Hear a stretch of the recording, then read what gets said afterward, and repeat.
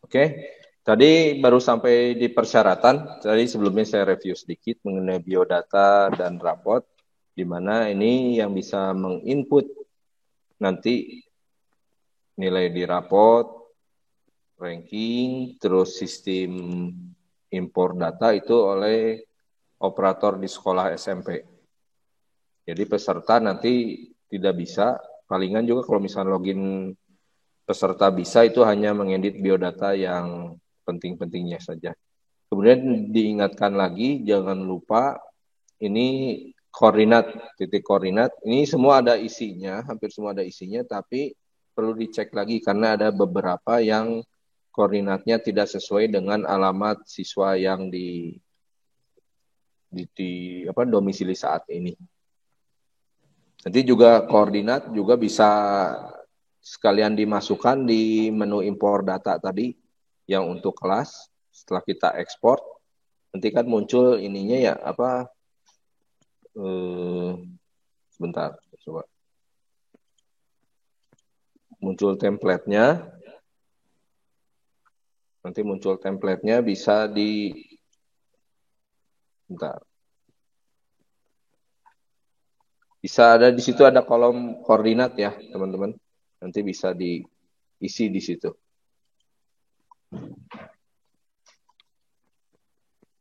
Oke, kita lanjut ke persyaratan PPDB. Pertama ada persyaratan umum. Persyaratan umum ini mengisi persyaratan-persyaratan yang harus diwajibkan. Tadi pertama yaitu yang umum adalah mengenai data kependudukan, di mana data kependudukan ini nanti berdasarkan nomor induk kependudukan NIK dan nomor KK. Kemudian nanti sesuai template-nya NIK otomatis sudah terisi default dari data yang di-download dari pusat data, tapi nomor KK nanti itu akan kosong.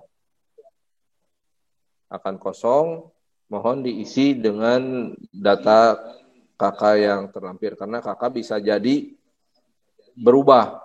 Kalau misalkan pindah alamat, itu pasti nomor KK berubah. Kalau nomor NIK, kalau pindah-pindah itu tidak akan berubah, akan nempel seumur hidup. Kalau KK itu pasti berubah-ubah, maka dipastikan dulu apakah nanti NIK dan KK-nya nyambung atau tidak dengan cara klik cek data. Nah, cek data di sini bakal otomatis muncul. Ini tidak bisa kita edit. Sesuai nggak dengan KK yang tertera. Kalau tidak sesuai, di sini ada keterangan tidak sesuai isi manual. Di sini harus mengupload scanan KK yang benarnya. Kemudian klik OK ya. Kalau sesuai tadi tinggal klik sesuai, otomatis nanti akan tersimpan. Itu yang persyaratan umum. Kemudian kita masuk ke persyaratan khusus. Nah, persyaratan khusus itu apa saja? Misalkan kita tadi input ini yang belum diinput ya, Adel. Nah, di sini kita pilih jenjangnya mau daftar kemana untuk tahap ke-1 dulu. Karena di sini kita ada 2 tahap. Ada tahap 1 dan tahap 2. Untuk yang awal tanggal 7 sampai 11 Juni itu tahap 1. Tinggal pilih mau yang SMA atau SMK. Pertama kita pilih dulu yang SMA. Ya, contohnya. Nah, di SMA ini nanti ada beberapa jalur. 1, 2, 3, 4, 5, 6, 7, 8. Dari ke-8 jalur yang di SMA ini, 7 ada di tahap ke-1 dan 1 ada di tahap kedua. Yang tahap kedua itu hanya zonasi saja. Tapi kalau untuk jalur ABK, KETM, kondisi tertentu, perpindahan tugas ortu, anak guru, prestasi kejuaraan, prestasi rapor itu ada di tahap ke-1. Kita lihat dulu untuk ABK SMA, disabilitas tadi. Jumlah pesertanya maksimal 1 orang per rombel.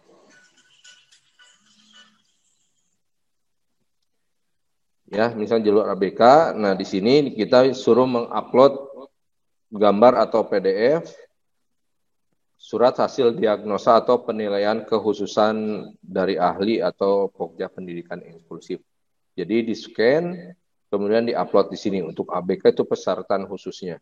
Kemudian untuk selanjutnya untuk KETM, nah untuk KETM di sini kita bisa mengecek di data terpadu kesejahteraan sosial. Ini udah download data yang dari Dinsosnya dengan masukkan link pendaftar, kemudian tinggal kita cek data. Ya, dicek data. Kalau misalnya tidak ada, di sini ada error, tidak ada data yang diinput. Jadi di sini tidak terdaftar. Kalau terdaftar di DTKS ini tulisannya terdaftar.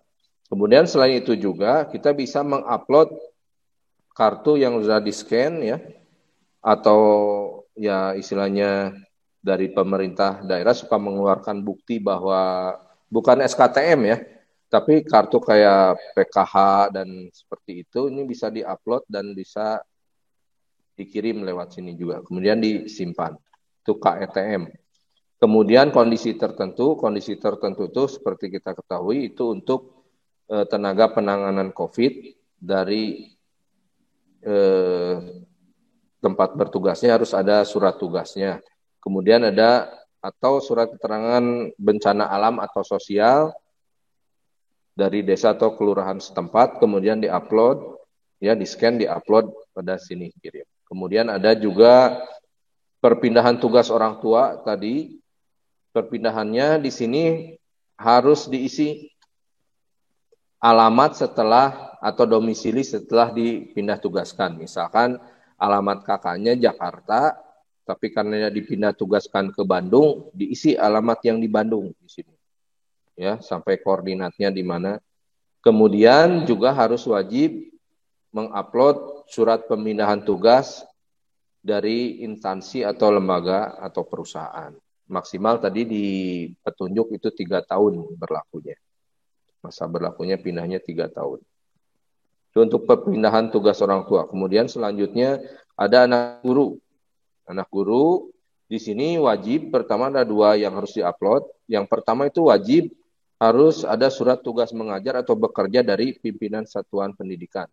Saya ulangi lagi, untuk anak guru ini berlaku untuk anak guru ataupun anak tenaga kependidikan. Kandung ya istilahnya, jadi tidak ponakan dan yang lainnya. Harus diupload di sini bentuknya gambar atau PDF. Nah yang kedua ini sertifikat pendidik jika ada, kalau tidak ada tidak boleh, mangga tidak diupload, tapi kalau misalkan ada silakan scan kemudian diupload untuk sertifikat pendidiknya, itu untuk jalur anak guru.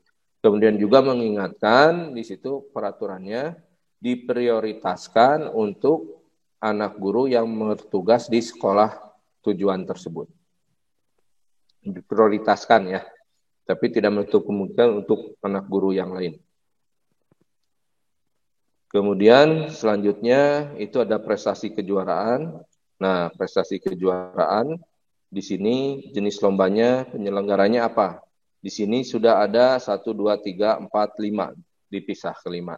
Ada jenis kejuaraan yang di bawah naungan Kemdikbud atau Kemenak seperti O2SN, OSN, FLS2N dan lain sebagainya.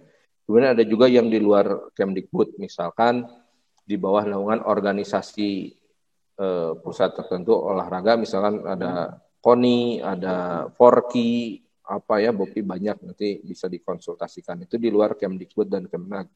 Kemudian untuk pramuka itu dipisahkan untuk tahun ini, tidak dimasukkan di luar Kemdikbud atau Kemenak. Untuk pramuka khusus ya, kejuaraan-kejuaraan yang diselenggarakan oleh kuartir nasional, kuartir daerah, dan juga kuartir cabang. Itu khusus ada. Kemudian ada Hafiz Quran tadi juga ada petunjuknya, minimal yang 3 juz itu setara dengan kejuaraan berapa dan seterusnya. Kemudian juga ini ada kegiatan West Java Leader Reading Challenge. Kemarin pernah sempat dilaksanakan di level provinsi dan kota kabupaten. Udah berapa buku biasanya yang diselesaikan dan lain sebagainya.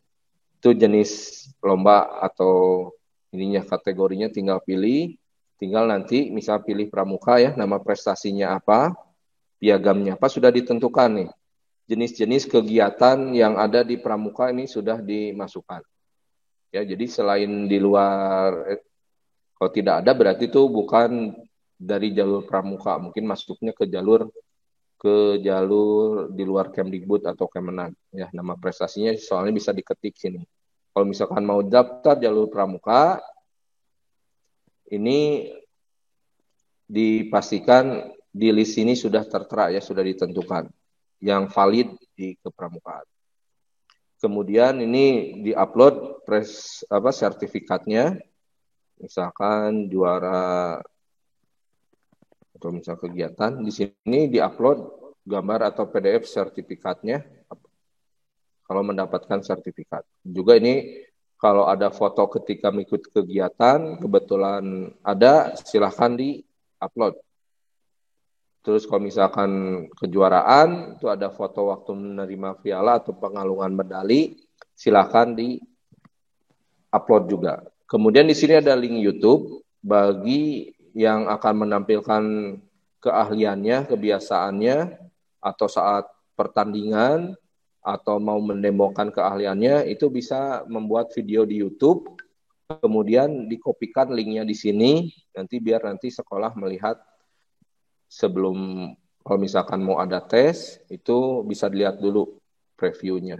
Atau tidak ada tes, bisa lihat di YouTube ya. Untuk penilaiannya nanti dari tim penilai. Itu untuk kejuaraan. Kemudian ada prestasi rapot. Nah, prestasi rapot di sini itu mengisikan nilai-nilainya. Ya.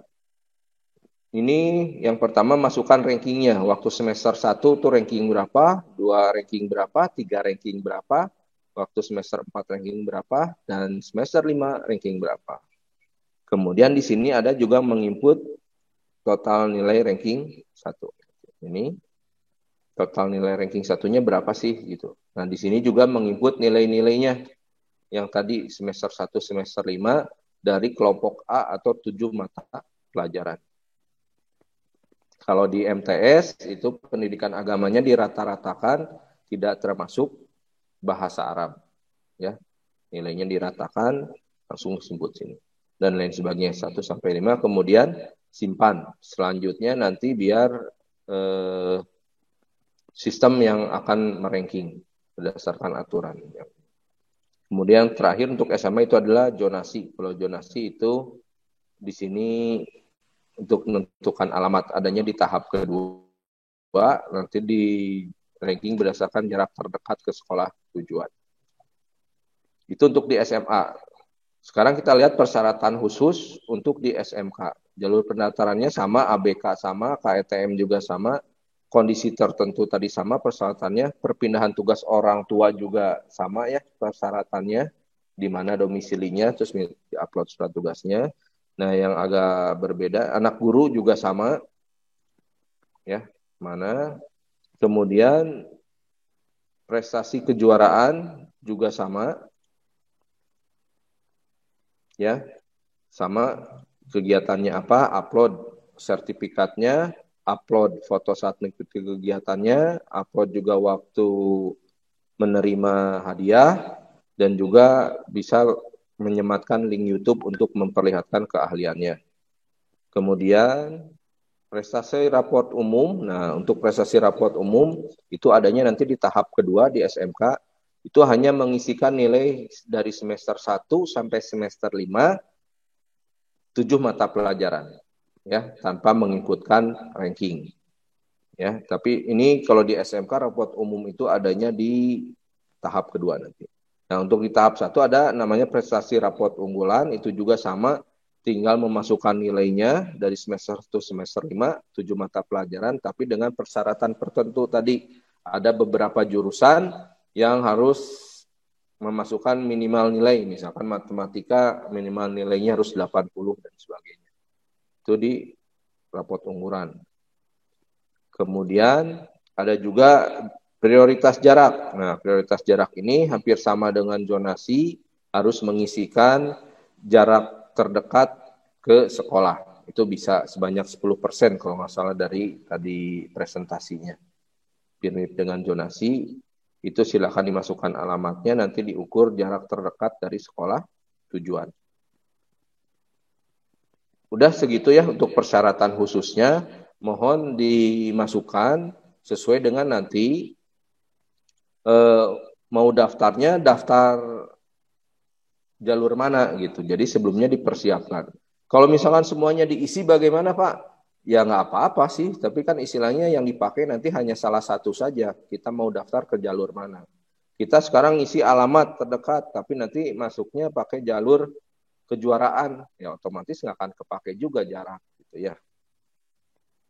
Karena alamat umum itu sudah ada di biodata tadi. Kalau yang di sini bedanya prioritas jarak itu meranking memang berdasarkan jarak terdekat. Seperti itu ya. Kemudian berikutnya setelah masukin persyaratan umum dan khusus, operator sekolah juga bisa ngelihat status kelulusannya. Di sini ada dua pilihan ya atau tidak. Kalau yang kita pilih tidak, sebenarnya ini sudah default ke terluluskan semua. Tapi kalau kita pilih tidak, kita bisa milih siswa mana sih yang akan tidak diluluskan gitu. Jadi kalau ya kan tidak ada pilihan nama ya, langsung gini ya, langsung simpan otomatis ke lulus semua. Tapi kalau tidak sebenarnya secara default itu sudah lulus semua. Tapi di sini kita bisa milih. Contoh misalkan tadi ada pertanyaan di pertengahan semester 6 ada yang keluar ya mogok sekolahnya, kemudian ada yang meninggal dunia, nah itu gimana? Akan diluluskan atau tidak? Itu maka kebijakan, keputusan ada di Dewan Guru sekolahnya masing-masing. Apakah akan diluluskan atau tidak? Tinggal nanti kalau misalkan tidak akan diluluskan, itu tinggal masuk ke tidak, kemudian cari namanya siapa, tinggal klik dipilihnya, otomatis akan berubah ya. Dari pilih jadi kata-kata hapus atau tombol hijau jadi warna merah. Jadi kalau misalkan salah ngeklik saya, ya tinggal klik ulang lagi aja. Jadi dia akan kembali statusnya akan lulus. Itu ya untuk rekap kelulusan. Kemudian terakhir ada menu akun pendaftar. Akun pendaftar ini terdiri dari semua siswa yang ada di sekolah tersebut atau juga kita bisa filter per kelas. Di sini ada username sama password yang nanti akan diberikan kepada sekolah pada siswa untuk ngecek datanya. Dan juga nanti kalau misalkan lupa bisa ganti password ya di sekolah. Mungkin segitu dulu Pak Rudi. Pak Rudi masih standby?